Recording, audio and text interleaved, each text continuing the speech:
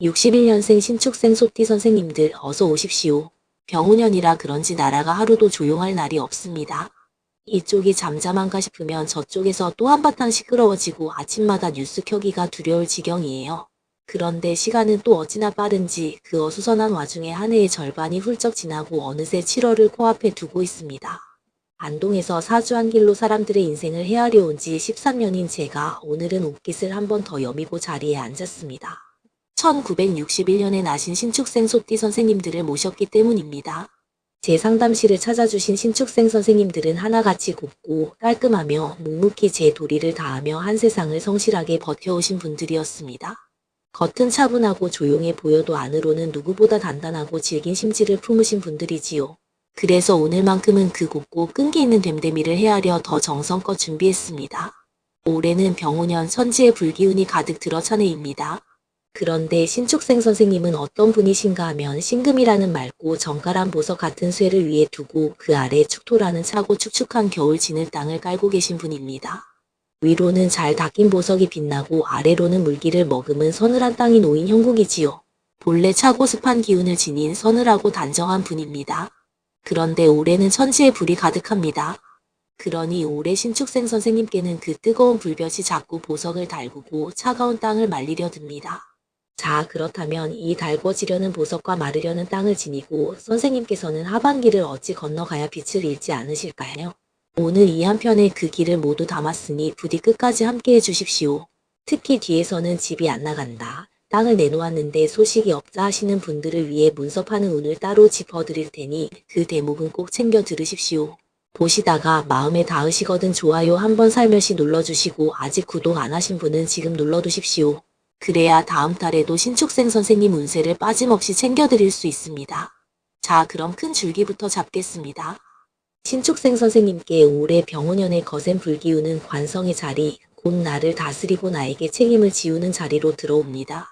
보석도 불에 한번 달궈지고 다듬어져야 더 귀하게 쓰입니다. 그러니 올해는 어딘가에서 자꾸 선생님을 부르고 짐을 지우고 누군가 이래라 저래라 하는 일이 많은 해입니다. 쉬려 해도 세상이 자꾸 선생님께 책임을 맡깁니다. 지난 상반기 어깨가 무겁고 마음이 분주하지 않으셨습니까? 그것이 병우년이 신축생 선생님께 부리는 조화였습니다. 한데 하반기로 접어들면 결이 조금 달라집니다. 7월 을미월에 들어서면 미토라는 땅 기운이 그 불을 슬그머니 끌어안아 끓던 열기가 안으로 차분히 잦아들기 시작합니다. 그래서 마음이 한결 가라앉으실 겁니다. 다만 잦아들었다고 다 끝난 것은 아닙니다. 여태 한여름이고 가을은 멀었어요. 거두기에 이른 때라는 것, 이 한마디가 오늘 이야기의 뿌리입니다. 이제 재물 이야기로 들어가겠습니다. 올해는 돈이 드나드는 문이 양쪽으로 활짝 열리는 해입니다. 들어오는 문도 커지나 나가는 문도 그만큼 커집니다. 그러니 하반기에는 나가는 쪽 문단속을 야무지게 하셔야 합니다. 큰 돈을 낯선 곳에 덜컥 묻는 일, 잘 모르는 분야에 발 들이는 일, 누가 와서 이건 틀림없다며 부추기는 일? 그런데 신축생 선생님께는 한 가지 더 일러드린 것이 있습니다. 선생님은 본래 꼼꼼하고 빈틈없는 분이라 평소엔 돈 관리에 흐트러짐이 없으십니다. 그런데 올해는 책임지고 떠안아야 할 일이 많은 해라 남의 짐을 대신 지다가 돈이 새기 쉽습니다.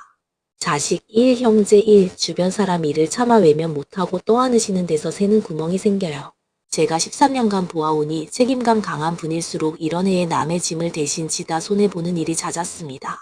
거꾸로 이미 손안에 쥔 것을 알뜰히 건사하시면 하반기로 갈수록 들어오는 문이 슬며시 차오릅니다. 새 것을 버리지 마시고 가진 것을 단단히 지키십시오. 이것이 핵심입니다. 그런데 이 재물에서 가장 크게 막히는 것이 부동산이지요. 급하는 운은 뒤에 따로 풀어드릴 테니 먼저 건강부터 챙기겠습니다.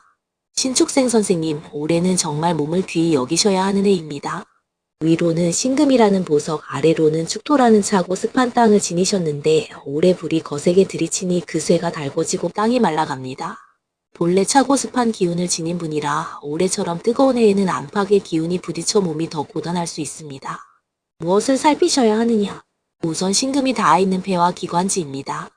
불기운이 강하면 폐가 마르고 기침이 잦으며 목이 칼칼해집니다. 다음으로 축토가 닿아있는 위장과 비장 그리고 무릎과 관절입니다. 축토는 본래 차고 축축한 땅이라 선생님은 평소에도 관절이 시리고 무릎이 약한 경우가 많은데 올해는 이 부분을 특히 살피셔야 합니다. 또 하나는 피부의 건조함과 혈압입니다. 미지근한 물을 자주 들이키시고 무릎과 허리를 따뜻하게 감싸시며 끼니를 거르지 마십시오. 이 건강 이야기는 영상 맨 끝에서 다시 힘주어 강조할 대목으로 돌아옵니다. 명상에 앞서야 할 무언가가 하나 있는데 끝까지 보셔야 알게 되십니다. 이번엔 사업과 직장의 운입니다.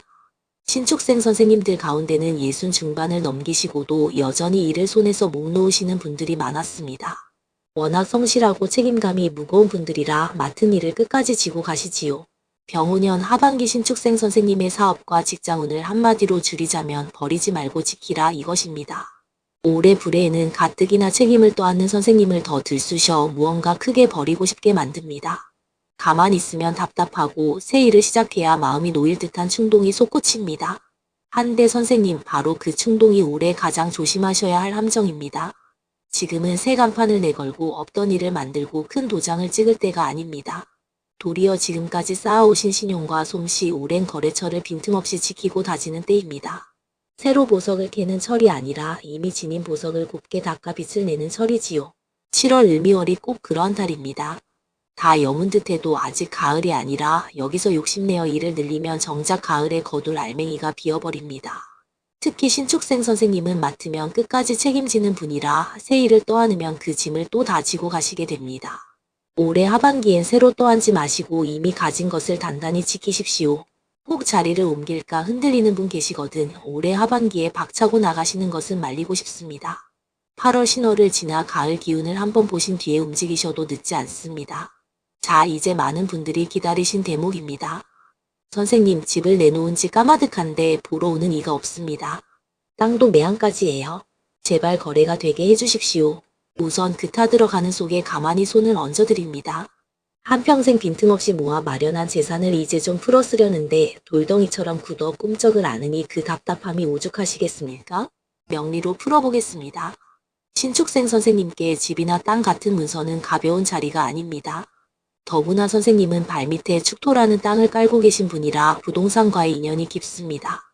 그런데 올해 병오년은 불의 해입니다. 집과 땅은 흙인데 불이 강하면 그 흙을 구워 더 단단하게 굳혀버립니다.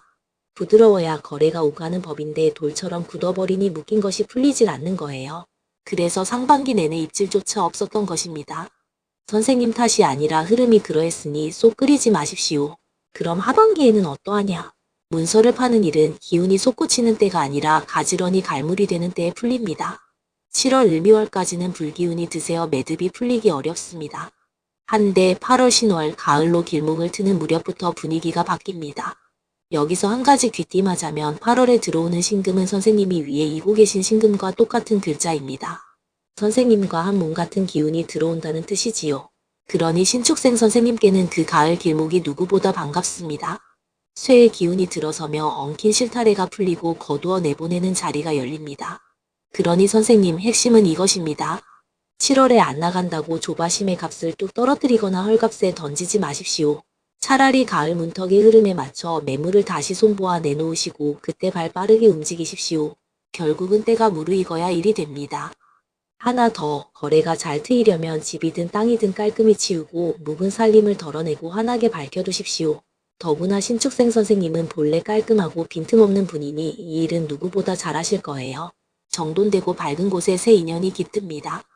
혹 이 대목에서 가슴이 뜨끔하신 분 계시거든 댓글에 띄워나신 해만 남겨주십시오. 좋아요 한번 눌러주시면 이 영상이 같은 일로 밤잠 설치는 다른 분들께도 닿습니다. 자, 하반기에 조심하셔야 할 점 3가지만 새겨두십시오. 첫째는 남의 짐을 떠안는 일입니다. 신축생 선생님은 책임감이 무거워 차마 외면을 못하고 떠안는 일이 잦으십니다. 올해 같은 해에는 그 책임감을 노리고 짐을 떠넘기는 사람이 있을 수 있습니다. 딱한 사정에 흔들리더라도 큰 돈이나 큰 책임이 걸린 일이라면 한 번은 모질게 선을 그으셔야 합니다. 둘째는 큰 돈이 오가는 약속입니다. 새 투자든 보증이든 정에 못 이겨 빌려주는 돈이든 올해 하반기에는 한 박자 늦추시거나 믿을 만한 이와 의논한 뒤 결정하십시오. 셋째는 속으로 사귀는 고집입니다. 신축생 선생님은 겉으로 내색은 안 해도 속으로는 자기 뜻을 굽히지 않는 외고집이 있으십니다. 올해는 그 고집이 좋은 충고마저 막아버릴 수 있으니 남의 말에 귀를 한 번 더 열어두십시오. 그렇다면 이 하반기를 어떤 마음으로 건너야 할까요? 올해를 흐름과 맛부터 이기려는 해로 삼지 마시고 슬기롭게 끌어안는 해로 여기십시오. 사주를 보는 까닭은 운명을 비틀자는 것이 아니라 흐름을 미리 읽어 그 결을 따라 저어가자는 것입니다. 신축생 선생님은 본래 묵묵히 견디고 끝까지 버티는 힘이 강한 분입니다. 한데 올해는 그 버티는 힘을 무리하게 짐을 지고 버티는 데가 아니라 차분히 기다리고 비워내는 데 쓰셔야 합니다. 지금 7월 을미월은 아직 채 여물지 않은 달입니다. 다 잃은 듯해도 거둘 때가 아니에요. 잠시 멈춰 걸어온 길을 돌아보고 가을에 무엇을 지을지 채비하는 마음, 그것이 신축생 선생님께 가장 어울리는 하반기 마음가짐입니다. 작은 것에 고마워하고 곁의 것을 귀히 여기며 보내시면 가을에는 손에 남는 것이 분명히 있습니다. 선생님들께서 또 물으십니다. 그래서 7월은 6월과 무엇이 다른가요? 6월은 갑오월이었습니다. 마른 장작에 기름을 끼얹듯 불기운을 부추긴 달이었지요. 그래서 일도 많고 마음도 들끓었을 거예요. 한데 7월 을미월은 두 가지가 달라집니다. 하나, 나무가 갑목에서 을목으로 바뀝니다. 곱게 치솟던 큰 나무에서 옆으로 퍼지는 풀과 꽃의 결로 변해 무작정 내달리던 데서 열매를 샘하는 마음으로 돌아섭니다. 둘, 미토라는 땅이 들어와 불을 품어 안습니다. 솟구치던 불길이 가마 안에서 은근히 잦아들어요. 겉은 후끈해도 속은 누그러지기 시작합니다. 그러니 7월은 속도를 낮추고 알맹이를 챙기며 거둘 것을 채비하는 달입니다. 6월이 내달리는 달이었다면 7월은 멈춰서서 돌아보는 달이지요. 자, 이번엔 귀인운입니다. 귀인이란 막다른 길목에서 손을 내밀고 닫힌 문을 대신 열며 안 보이던 것을 보게 해주는 사람입니다. 우리 신축생 선생님께 올해 하반기 귀인은 어디서 올까요? 작고 달궈지는 보석을 식혀주고 마르려는 땅을 촉촉이 적셔주는 사람이 곧 귀인입니다. 명리로 풀면 물의 기운, 그리고 선생님과 한 몸 같은 쇠의 기운을 지닌 사람들이지요. 어찌 알아보느냐? 귀인은 만나고 헤어지면 이상하게 속이 가라앉고 머리가 맑아지는 사람입니다. 달아오른 쇠가 물에 닿아 식듯 마음이 가라앉는 사람이에요. 거꾸로 볼 때마다 마음에 불을 지르고 어서 결정하라 등을 떠미는 사람은 귀인이 아닙니다. 참된 귀인은 다그치지 않고 천천히 가셔도 됩니다 하고 발걸음을 붙들어줍니다. 하반기 귀인은 뜻밖의 솥이 끊겼던 사람에게서 나타나기도 해요. 그러니 먼저 안부를 건네보십시오. 그간 어찌 지내셨소 하는 그 한마디가 귀인의 문을 열어줍니다. 그 귀인을 어찌 대접하느냐. 아낌없이 베푸시되 돌려받을 셈은 접어두십시오. 신축생 선생님은 본래 도리를 지키는 분이라 받은 은혜를 잊지 않고 갚으려 하시는데 올해는 그 갚는 마음을 넘어 그저 먼저 베푸는 연습을 해보십시오. 까닭 없이 밥 한 끼 대접하고 정을 나눈 뒤 그 일은 잊으십시오. 되받을 셈을 접어두면 그건 장사이지 베풀미 아니에요. 베풀고 있는 마음이 막힌 운수를 뚫어줍니다. 제가 13년을 보니 노년의 복문이 열리시는 분들은 한결같이 손이 따뜻한 분들이었습니다. 여기서 한 가지 더, 같은 신축년에 났다는 것은 그 해의 가장 굵은 기운을 함께 타고났다는 뜻입니다. 8글자 중 해의 2글자를 나누어 가진 셈이라 같은 띠끼리는 세상을 보는 결이 닿습니다. 신축생 선생님들이 하나같이 곱고 끈기 있으신 것도 그래서예요. 물론 달과 날과 시가 제각각이니 자잘한 운세는 다 다릅니다. 제가 풀어드리는 것은 큰 물줄기일 뿐 이 줄기를 들으시고 각자 형편에 비추어 보시는 것이 띠 운세를 똑똑하게 쓰는 법입니다. 자, 이제 가장 힘주어 전하고 싶은 이야기로 맺겠습니다. 명상에 앞서야 할 것, 그것이 걷기입니다. 신축생 선생님, 방 안에 가만히 계시지 마십시오. 명상도 좋으나 그에 앞서 몸을 먼저 움직이셔야 합니다. 더구나 선생님처럼 차고 습한 기운을 지닌 분들은 가만히 앉아만 있으면 몸이 더 차게 굳고 무릎과 관절이 더 시려옵니다. 한데 일어나 한 걸음씩 옮기면 굳었던 몸에 더운 피가 돌고 막혔던 마음이 트여요. 햇볕이 차고 습한 땅을 데워 말리듯 걷는 일이 선생님의 굳은 몸과 마음을 녹여줍니다. 햇볕을 쬐며 걸으십시오. 선생님께는 특히 이 햇볕이 약입니다. 차고 습한 기운을 데워주니까요. 해 뜬 뒤 너무 뜨겁지 않은 시각을 골라 느릿느릿 등에 땀이 살포시 벨 만큼만, 가지 사이로 부서지는 햇살, 발밑에 닿는 땅의 감촉을 음미하며 걸으시면 차게 굳었던 몸이 풀리고 메말랐던 기운이 차오릅니다. 빨리 닿겠다는 생각일랑 내려놓고 그저 걷는 걸음 하나하나를 누리며 걸으세요. 그것이 올해 가장 든든한 보약입니다. 그리고 철 따라 나는 음식을 챙겨 드십시오. 폐와 무릎이 상하기 쉬운 해이니 따뜻한 음식으로 속을 데우고 관절을 보하십시오. 잘 걷고 잘 자시고 잘 주무시는 것, 이 셋이 어떤 비방보다 선생님을 든든히 받쳐줍니다. 자, 오늘 1961년 신축생 소띠 선생님의 병오년 하반기 운세 여기까지입니다. 다시 한번 추려드립니다.